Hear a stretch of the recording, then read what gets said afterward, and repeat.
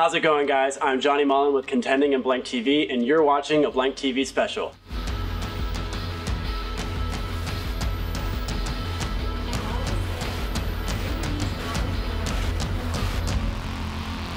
I'm here today with Aaron Gillespie and Spencer Chamberlain of Underoath. How are you guys doing today? Good, man. Good. Good to hear, good to hear. How's the tour been for you guys so far? Good, man. It's been killer, dude. Can't complain. Yeah, no complaints on our end. Awesome. Any certain dates that stand out so far? Or? Carolina Rebellion yesterday was pretty sick, man. We were like on a huge festival with Stone Temple Pilots and Alice in Chains, and that's incredible. All sorts of Spencer and I actually cool got to go on stage and watch Alice in Chains, one of our favorite bands back in the day. Sick. Meet Lane Staley's brother, and that's awesome. It was a pretty special night. Yeah. So is Alice in Chains sort of influence for you guys, you think? Absolutely. We were kids for sure. You know, all that 90s grunge stuff when we were kids. It's like when we first started playing music, you know, Nirvana, Soundgarden, Alice in Chains, all that stuff. That's awesome. That was like the fringe stuff of our time, you know? Yeah. So, yeah. That's incredible. How does it feel to really be back together as Underoath, to be under that banner again? This is our second year back together. Mm-hmm. So it feels normal now. I think in the beginning it was like, I mean, we definitely cherish it now, of course, but I think in the beginning it was like, wow, this is really happening. And now it's been a couple of years, and we did it for so long, and we've been with each other longer than we've been with our spouses, or, you know, so it's now it's normal again. You know what I mean? It's wonderful, of course, but it doesn't feel like surreal anymore. You know what I mean? Yeah. Having a record out feels surreal, but the band being back together doesn't feel very surreal. Yeah, so speaking of this new record, you guys just dropped it about a month ago. Yeah, it'll be a month tomorrow. That's incredible. How do you guys feel the response has been with this album? It's been great. I mean, like, you see, it's more about how it feels live and how it connects with people, and, you know, we see how it streams and how more people are listening to that than any other record we have, you know, and online there's going to be love, there's going to be hate. I mean, that's how online is. The comment section is basically for people to hate on you nowadays, you know. If you're not getting hate, you're not doing something right. I mean, that's true. I feel like if you release something everyone's happy with, they'll forget about it within a week. You didn't challenge any listener, you didn't make them feel different than they expected. You give them what they expect, and you're not really doing anything. You might as well not put out music. But for us, it's like, we're seeing how it's connecting online and on the radio, which we've never had before, and then live when we play new songs and they're singing them as loud as they sang, you know, songs from 15 years ago, and that's all that matters to us. So we're really stoked. You know, it came out and was number 4. Can't complain about that. Yeah, you can't complain about that, man. So do you guys feel like you're sort of reaching a newer audience with this album than your previous albums? For sure. I mean, because there is another element to it that we've never had before, and it's nothing we've ever like gone for, and we're not going for now, but the fact that they do throw us on satellite radio and FM radio is reaching people. We get comments all the time of people that didn't even realize we were a band, you know, first timers coming to our shows all the time. Things have changed so much too. Yeah. The music industry. Yeah. You gotta realize that, like Spencer says it all the time, and I'm bad at remembering, but like Warped Tour is over. Right for Warped Tour. Yeah, Warped Tour is over. So the scene, in a way, is kind of tucking back in this weird, interesting way. So now everything is just going to get thrown into guitar music, rock music. Yeah. So it's and I think that's great for us to be able to, for every band to be thrown into the same pot, and for us to kind of, for the first time, be able to be in that pot. It's really cool. That is an interesting feeling, I have to believe. How do you guys feel about Erase Me? How is it the most honest and transparent album that you've released to date? It's just lyrically and musically the first record. I mean, musically the first record we've ever really worked together, as opposed to fought together through. All the other Underoath records are just one giant baby fighting another giant baby, and whoever wins gets the song on a record. It's just a joke, you know. And this record, we worked like a band, like human beings that respect each other. So it's kind of like the first thing that, in my opinion, like the first album we made, because everything else was just us fighting, you know, and people being unhappy.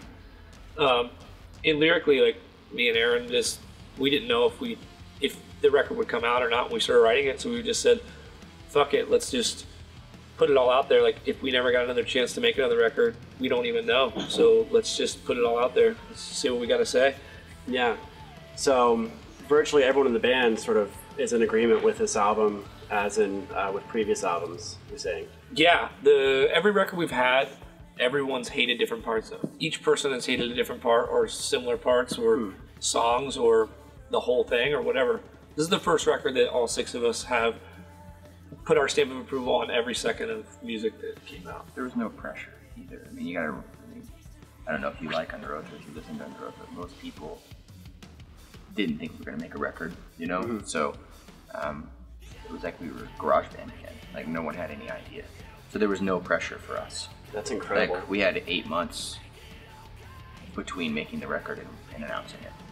Do you know what I mean? So like, and we wrote it for a year and a half. So it was really neat to like, when you're in a band that sees some success, typically you make a record, tour your ass off for 2 years, then you're right back into the studio. So it's like it's a business cycle. It's a business cycle. We didn't have to keep you on schedule. We didn't have that for the first time ever. Since our first record, it's kind of like getting that fire back of like the first record you make that people fall in love with. I feel like then you all of a sudden you have all these restrictions around you, like, oh, well, this is what we are and this is what works. We just kind of said like, nah, like let's make something that we want to hear, that we like. When we push play on the speakers, we're like that's what I want to drive in my car to. That's what I want to put in my headphones when I'm in the gym, or that's what I want to listen to when I'm at home hanging out with my friends. Like that's what we did. We haven't been able to do that since we were like 18. I even feel like if people wouldn't have liked it, and this may sound really crap, and I don't mean for it to, that it wouldn't have mattered to us. Like we would have been bummed, of course, but like even if it would have crashed and burned and failed, at least we were able to make something that we love. Yeah. You know what I mean? Like, I feel like because that hasn't happened in a long time for us, you know. So I feel like that's one of the more important attributes of music and writing for musicians, especially. Is that you love what you're coming out with. But once you're done being in a local band, that changes for a lot of people. You know, you really have to fight. So many moving parts. You really have to fight to keep that feeling. You know, once your band leaves your little 3-state, like, let's all get drunk and go play a show thing, like, then it turns into something else, and you have to, like, really fight to keep it pure.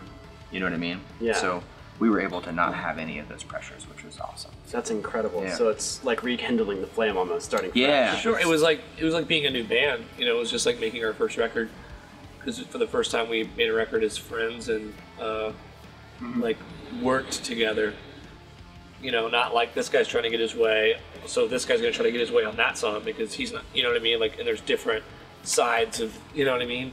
Yeah. It was just like, dude, let's make everything awesome. It sounds so stupid and so simple, but it took us that long to figure out how to make a real album together. You know, there's kind of 2 sides in Underoath. There's me and Aaron, and there's Chris and Tim, the 4 main writers, and like, it used to be a lot of battles, and then this time it was different because songs that wouldn't have even been thought of for being on the record, instead of it being like, no, that's not Underoath, like, screw that, we're working on something else. It was more like, okay, these guys are feeling it, the producer feels it, like, let me see if I can feel it too by adding my elements to it for those guys, or vice versa for us. Yeah. Like if they brought something super obscure that sounded like something off the Find the Great Line that we did like 10, 12 years ago, we don't want to rehash the same thing. We'd be like, well, instead of just being like, no, fuck that, like, we've already done this, like, let's get in there and see if when we get on it, we can make it feel like something that we like too, and then we can all be happy. I think that was the difference with this record, is we gave each other shots, and like we worked together, even on things that maybe at first listen we didn't like. Like, well, cool, let's finish it before we say no, it's not good enough. And we did 30 songs, just about. You came in with about 30 songs. That's incredible. Yeah. So, do you guys see any future coming about with these other songs you've written that didn't make it on the album?